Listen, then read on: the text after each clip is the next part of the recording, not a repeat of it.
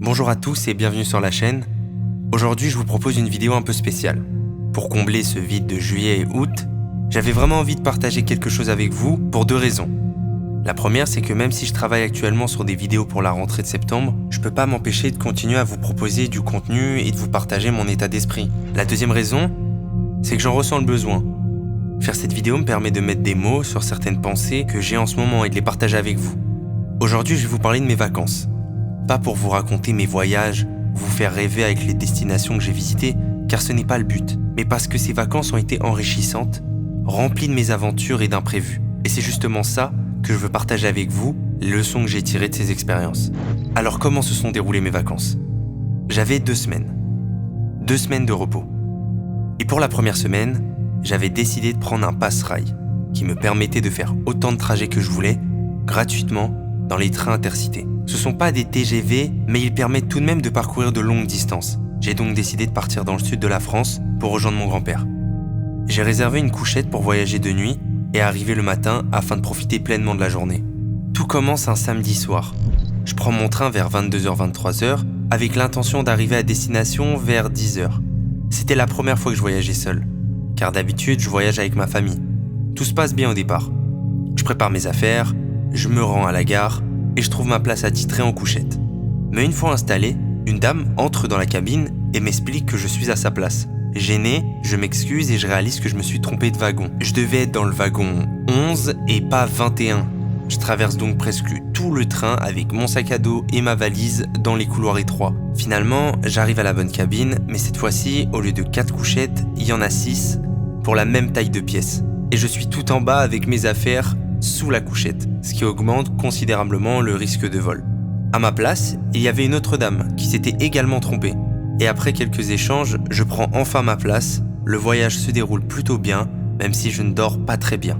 Arrivé à destination, mon grand-père vient me chercher et nous allons faire les courses pour la semaine. Tout commence bien, cependant, dès le lendemain, je commence à me sentir mal. Maux de ventre, de tête et un état de fatigue générale qui ne me quitte pas pendant plusieurs jours.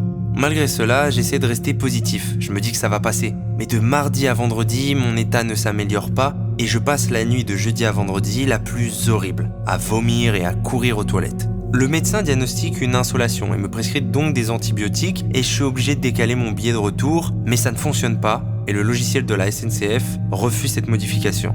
J'ai perdu près de 4 kilos en quelques jours à cause de cette maladie et le moral commence à baisser.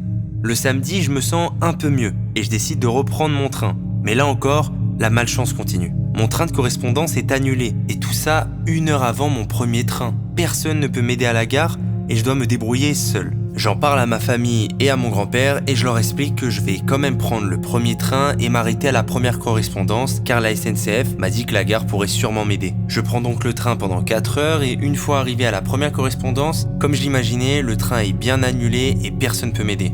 Heureusement, à la dernière minute, je trouve un hôtel à proximité pour la nuit. Arrivé à l'hôtel, je découvre que la climatisation ne fonctionne pas. Et bien évidemment, il fait une chaleur étouffante dans la chambre. Je descends voir l'hôtelier, je lui explique la situation par rapport à la journée, la climatisation et je commence un petit peu à saturer. Finalement, l'hôtelier me trouve une autre chambre, beaucoup plus confortable, sans me faire payer de supplément. C'était ma première nuit seule à l'hôtel et malgré les difficultés, j'ai enfin pu passer une nuit reposante. Le lendemain, je passe la journée dans une ville inconnue, en attendant mon train de 22h. J'essaye de profiter au maximum de cette journée.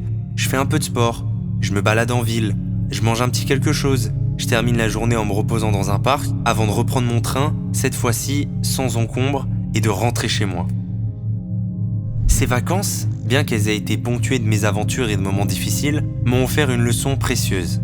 Elles m'ont montré qu'il est essentiel d'accepter que tout se déroule pas comme prévu.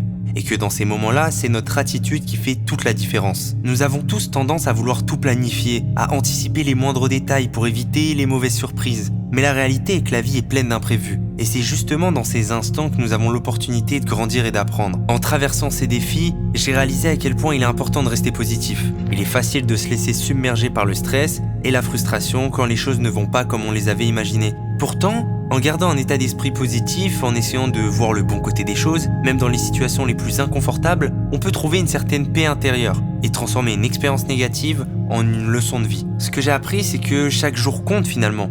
Même une semaine qui semble perdue peut contenir des moments précieux, des instants de réflexion, de découverte ou simplement des petites victoires personnelles qui finissent par s'accumuler pour former une expérience enrichissante. Les difficultés m'ont appris à relativiser et à comprendre que parfois ce sont les moments les plus imprévus qui nous apportent les plus grandes satisfactions.